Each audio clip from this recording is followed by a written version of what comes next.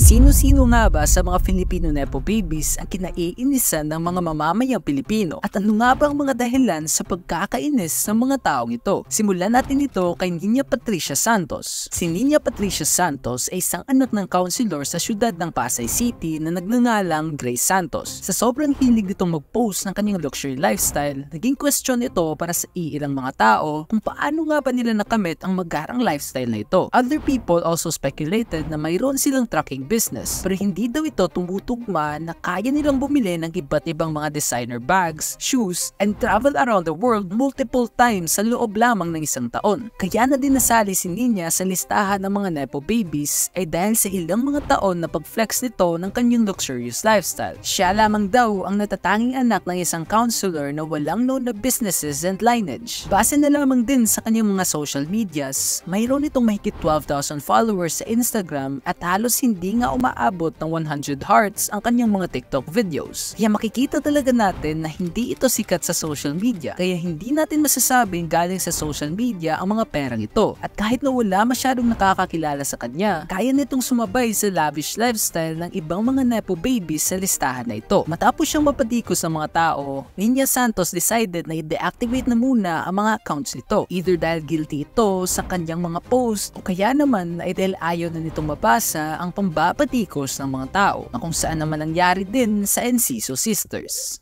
Ang Enciso Sisters na si Vernice at Vern Enciso ay anak ng isang bureau director na si Vern Enciso sa Bureau of Customs. Nakilala silang dalawa dahil sa mga fashion vlogs at sobrang magarang lifestyle nito. Si Vern Enciso ay isang customs director simula pa noong taong 2023 at naging parte na ito ng Bureau of Customs simula pa noong taong 2006. Sa loob ng mahigit kumulang 20 years, napanatili nitong itago ang kanyang ill-gotten wealth. Ngunit dahil palaging finiflex ng mga siblings na ito ang kanilang magarang pamumuhay sa social media, parang paunti-unti nang pinagtutugma ng mga tao kung ano ang nangyayari sa likod ng camera. And even one of the sisters stating na, I would like to thank my dad for always being there and for being my never-ending ATM machine.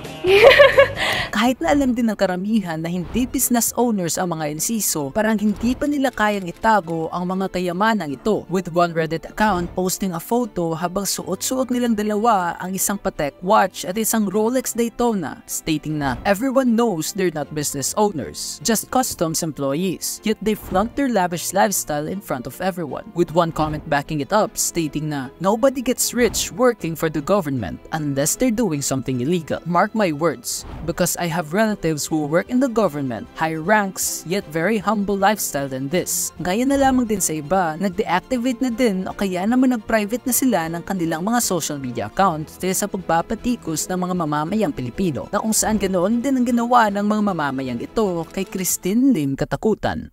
Si Christine Lim Katakutan ay anak ng dating mayor ng Capas Tarlac na si Mayor Reynaldo Katakutan at mula pa noong taong 1992 ay lumilingkod na ito sa gobyerno. Noong March of 2021, inakusahan ng Central Luzon Coordinator of the Volunteers Against Crime and Corruption si Reynaldo Katakutan ng land grabbing, na kung saan naman binalik din ito sa kanila sa pamamagitan ng pagsampa ng cyber libel dahil ayon pa sa kanya ay hindi daw ito totoo, with him stating na the farmer is claiming more land than was awarded to him by the government. Noong taong 2019, nagkaroon din ng napaka-engranding debut si Christine Lim, na kung saan na-featured pa ito sa preview dahil sa kanyang Crazy Rich Asians theme debut. And with 5 outfit changes, tiyak na nagmukhang fairy tale talaga ang pag-celebrate ni Christine Lim sa kanyang 18th birthday, na kung saan naman nagustuhan din ng iilang mga Pilipino, with comments reading, bakit hindi ako invited? May ambag ako dyan, te. May ambag ako dyan. Napakahirap ako magtrabaho para dyan, sisi. Ang birthday cake pa lamang ni Christine na mayroong 8 layers ay nagkakahalaga na ng mahigit $5,000 o humigit kumulang 300,000 pesos. And although mayroong iilang mga negosyo ang mga Katakutan, questionable pa rin kung paano nila napatukod ang mga negosyo ito. With this website stating na mayroon doon silang mga inasal franchise na kung saan nagkakahalaga ng around 15 to 30 million pesos. Kaya nga ba nilang makakuha ng ganito kalaking pera kung sweldo lamang sa gobyerno ano ang pinagkukunan nila ng pera. Dagdag pa natin ang luxurious lifestyle ni Christine Lim, buying luxury bags, clothes, shoes, at lalong-lalo na ang pag-travel nito sa iba't ibang mga bansa na publicly nakadisplay sa kanyang social media. Tiyak na mapapakamot ka lang talaga sa iyong ulo kahit hindi naman ito makate. Hindi lamang din pagiging nepo baby ang naging issue ngayon ni Christine dahil hinahalungkat na din ng ibang mga tao ang alegasyon na kabit daw ito ni Jeff Tiksay, isang former counselor na 40 years old. And the worst part ay parang gino-glorify pa ito ng ilang mga tao. Nang dahil nga sa pagbabati ko sa kanya, Christine Lim decided to upload a story stating na, "Ever feel like life is draining you no matter how much you try? If you're tired, you're not alone. Maybe this is your reminder too. Plug back to him. He'll renew your strength." Isaiah 40:31. Kaya nagresulta ng pag-asar sa kanya ng mga tao sa comment section, with them stating na, "Ang taray ni Te, may pa-Bible verse pa. Sino kayang Diyos niya?" Kilabutan siya sa pag-quote niya ng Bible verse. Gayong galing sa nakaw ang yaman nila. Ngayon, active pa rin si Christine sa iba't ibang mga social media accounts ito. Ngunit nakalimit lamang mga comments para hindi ito maulanan ng pagbabatikos mula sa mga mamamayang Pilipino. At kung pag-travel lamang ang ating pag-uusapan, madalas din itong ginagawa ni Jasmine Chan. Si Jasmine Chan ay isang barangay captain sa Lapu-Lapu City. Isa din itong fashion influencer sa social media na kung saan pinapakita nito ang kanyang magarang pamumuhay at mga mamahaling gamit na binibili. Anak din ito ng city mayor na si Maria Cynthia King Chan at Junard Chan. Isa na lamang sa mga alegasyon na kumakalat ay ginagamit ni Jasmine Chan ang mga public funds sa recent trip nito sa Europe, na kung saan naman sinagot kaagad nito na wedding gift lamang daw ang kanyang Europe trip mula sa kanyang asawa at hindi daw nito ginamit ang mga funds sa barangay. She then stated na, "Everyone is welcome to join the next SOBA so you can see where your taxes are being spent. Just visit me at the barangay hall if you still have concerns because I will continue to serve and care for the people. Thank you." Other people also noticed sa mga pictures nito na mayroon itong suot-suot na necklace na kung saan ang mahanap nila kung magkano ito. Laking gulat nila nang nagkakahalaga pala ito ng mahigit 11 million pesos, na kung saan ayon pa sa kanya, kasama doon ng kanyang mga damit ay galing lamang daw ito sa Shopee. 11 million yung kwintas. Kahit since birth ka pa magtrabaho, hindi mo pa mabibili yan unless si ate mo ay pa-walk tapos politiko ang kliyente. Kahit 6 digits na nga rin sweldo ko, hindi ko pa mabibili yan in 20 years na pagtatrabaho at pag-iipon. Na kung saan nagresulta din ng pag-post ng isang Reddit user habang inaasar siya kung saan daw ba yung link ng Bulgari necklace sa Shopee. At kahit napuno na nga ng pambabatikos sa kanyang comment section, patuloy lamang ito sa pag-post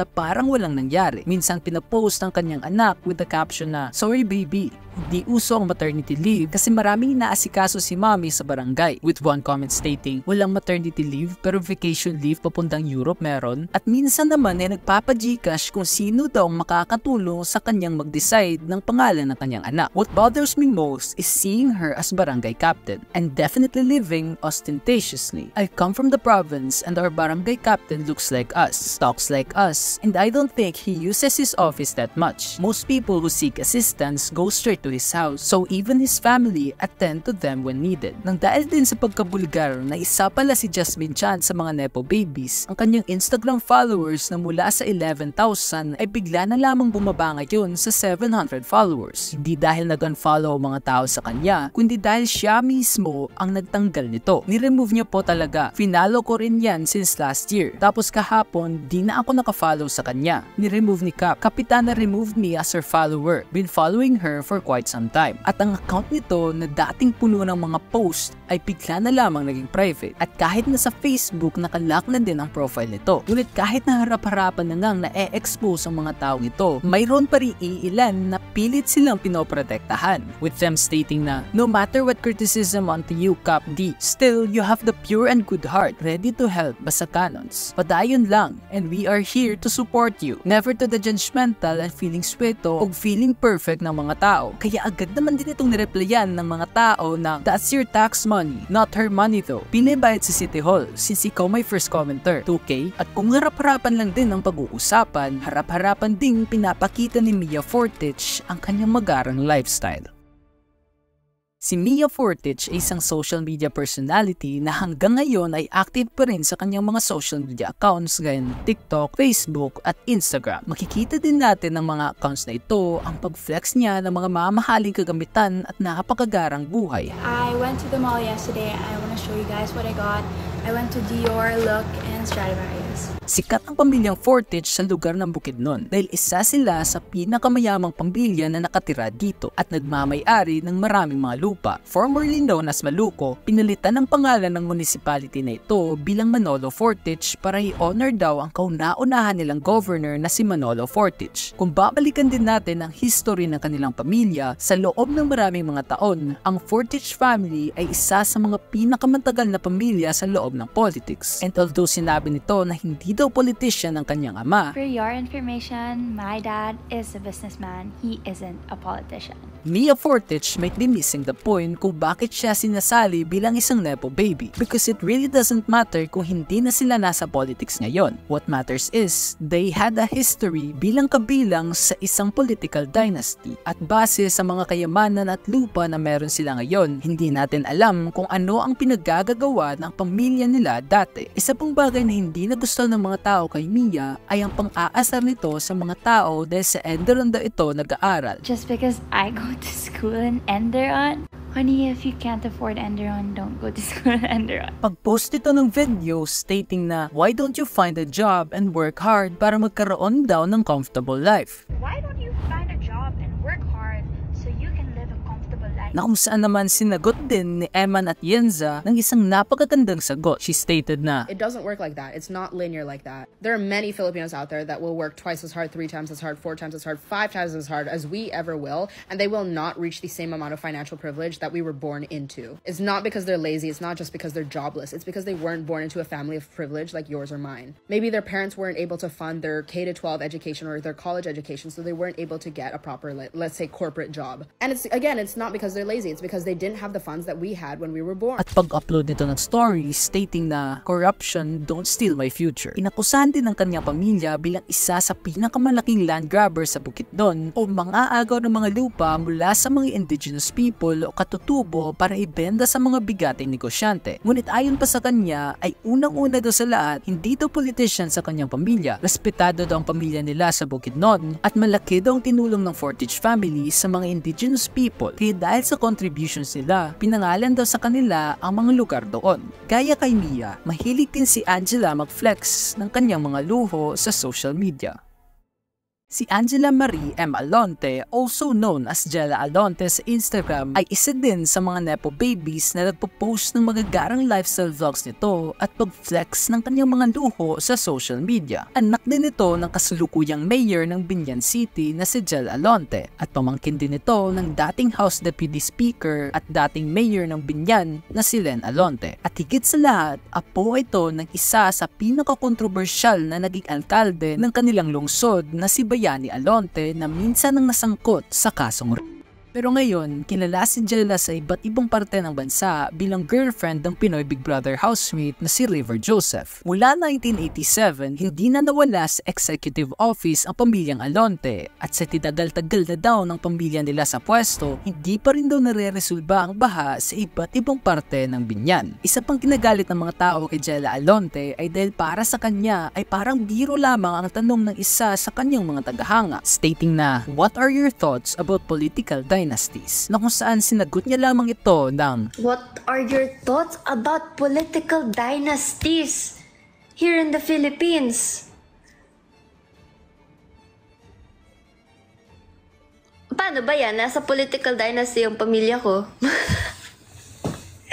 Ay, controversial. na kung saan naman pinagsisihan kaagad nito ang kanyang pagkakamali and stated na, "There's a difference between pulling others down and calling them out. The world would be so much better if majority chose to do the latter. Nobody's perfect, yet so many of you act like you've never had any mistakes in your life just cause they weren't publicized. It's not fair to use others' mistakes against them when you can call them out properly and give them a chance to grow and learn. Isn't that how it should be?" Na kung saan naman sinagot din ng ibang mga tao na, "Pulling others down? Your family's been pulling Binyan down for years with your political dynasties na sabi mo nga controversial." At Bitch, you were called out because of your tone-deaf behavior about being part of political dynasty. Then a birthday ka recently tas nagpasara ng kalsada tatay mo? Don't give us the nobody's perfect card bullshit. We see right through you. Other people are also calling them out dahil marami pa ring mga tao sa Binyan ang lubog sa baha gaya ng mga public schools dito. Ngayon, Angela Alonte decided na hindi tumulad sa iba na mag-private ang mga social medias dahil hanggang ngayon ay public pa rin ang Instagram nito, still showing her lavish lifestyle, fancy clothes, at iba't ibang mga travel locations. Pero kung titingnan natin ang mga posts na ito, makikita natin na hindi lahat ng mga tao ay pwede mag-comment, na kung saan naman hindi ito tinularan ni Jamie Cruz dahil mas pinili niyang i-private ang kanyang Instagram account.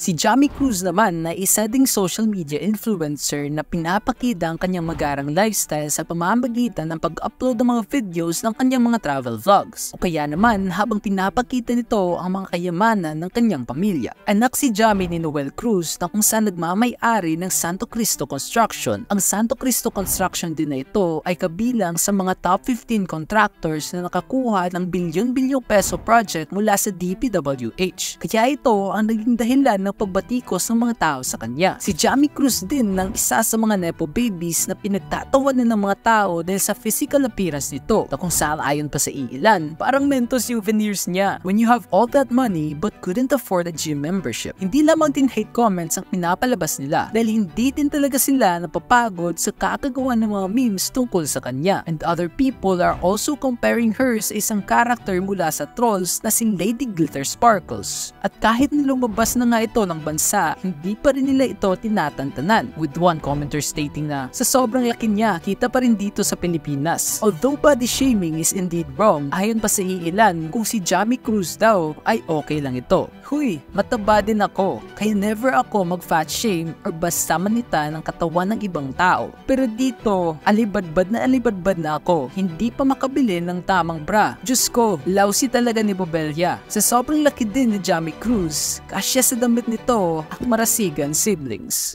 Ang Marasigan siblings, especially Jella Marasigan, ay anak ni Anthony Marasigan na isang vice mayor ng San Juan, Batangas. Ayon pa sa nakararami, mahirap lamang daw sila Jella dati. Ngunit nung nanalo na daw ang ama nito bilang vice mayor, parang ang sunod-sunod na daw ang pag-post nito ng kanyang magarang lifestyle. Mula sa deleted post nito tungkol sa conversation nila ng kanyang ama habang pinapakita kung gaano ito ka-spoiled, hanggang sa pag-post ng bulto-bultong mga pera na nakikita lamang kung saan-saan. Hindi lamang din ang mga bagay nito ang kanyang finiflex sa social media dahil sa bawat upload sa kanilang mga social media accounts makikita natin kung gaano karangya ang kanilang pamumuhay mula sa pag-my day ng mga alahas, relo at kahit na ang pag-drive ng Ferrari habang mayroong convoy sa likod. Makikita din natin sa isang vlog nito ang paggastos nila na mahigit 200,000 pesos sa isang sikat na brand na ang tawag ay Lululemon with matching resibo para ipakita kung gaano kalaki ang nagastos nila. Galing kaming Lululemon. Magkano tayo?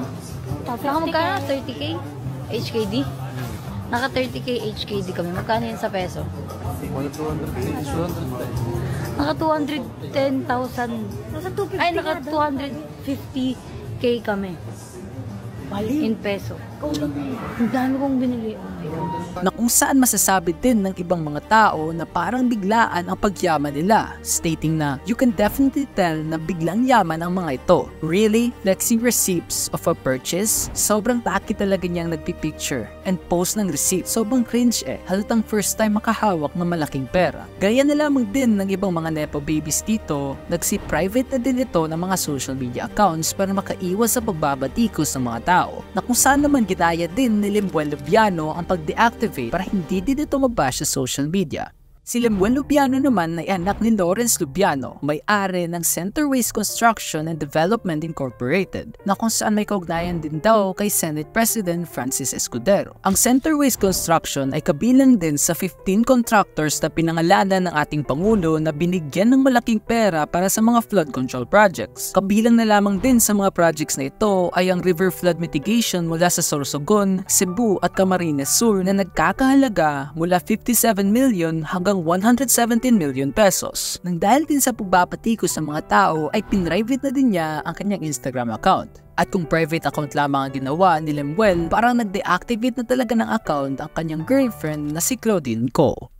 Si Claudine Ko ay anak ng dating Ako Bicol Party List Representative na si Christopher Ko at pamangkin ni Ako Bicol Party List Representative Zaldi Ko. Co-founder ang ama ni Claudine sa Hightone Construction and Development Corporation, habang ang kanyang tiyuhin naman na si Zaldi Ko ay Chief Executive Officer ng SunWest Group of Companies na isa din sa pinakamalaking contractor sa bansa at dating chairperson ng House Committee on Appropriations, isang posisyon na mayroong malaking kapangyarihan sa paglaan ng pambansang budget. Ayon din sa listahan na inilabas ng ating Pangulo, kabilang ang Hightone Construction at SunWest Incorporated sa 15 construction companies na nakukuha ng bilyon-bilyong halaga ng kontrata mula sa taong 2023 hanggang ngayon sa taong 2025. Nang dahil sa kasalukuyang mga controversy, ang mga tao na dating humahanga kay Claudine dahil ang nakikita lamang nila dito ay isang humble na influencer ay bigla na lamang napalitan ng galit matapos nilang mapansin ang biglaang pagbago ng lifestyle nito na parang kahawig na din daw si Heart Evangelista. Makikita din natin ang pagtalikod sa kanya ng dati nitong mga audience sa mga comments, with them stating na pinapanood ko siya dati cause para siyang mayaman na simple, tapos ngayon out of touch na rin mga content and di na very active. Paano kasi yung tito niya nakabulsa ng bilyon-bilyon dahil sa flood chuchu dun sa province nila, kaya pala mayaman. Daming issue niyan sila lang sumisira sa probinsya nila dahil sa mga businesses nila, pamilya ng mga korap kaya mayaman. Don't like her anymore. Noon ding July 30, 2025, mayroong isang Reddit user na nagdududa na kay Claudine dahil sa biglaang pagyaman nito, stating na her lifestyle doesn't seem to sit right with me anymore. Like something's off and too much. I don't know if it's because of her background of having parents in politics or just it's too much for me. Like naiisip ko, grabe, dito ba napupunta pera ng mga taxpayers? Gusto ko din naman maging ganyang kayaman. Di ko i-deny yun. Pero what? Nalulula ako sa expenses nila. Mind you, this happens monthly. Like this ain't an annual thing. Pero talaga, eto talaga yung normal nila. At makalipas lamang ilang mga araw, nagkatotoo nga ang kanyang hula at bigla na lamang na-expose ang mga nepo babies sa Pilipinas, na kung saan naman para sa iilan ay sobrang galing daw dahil nahulaan niya ito, stating na love the observation.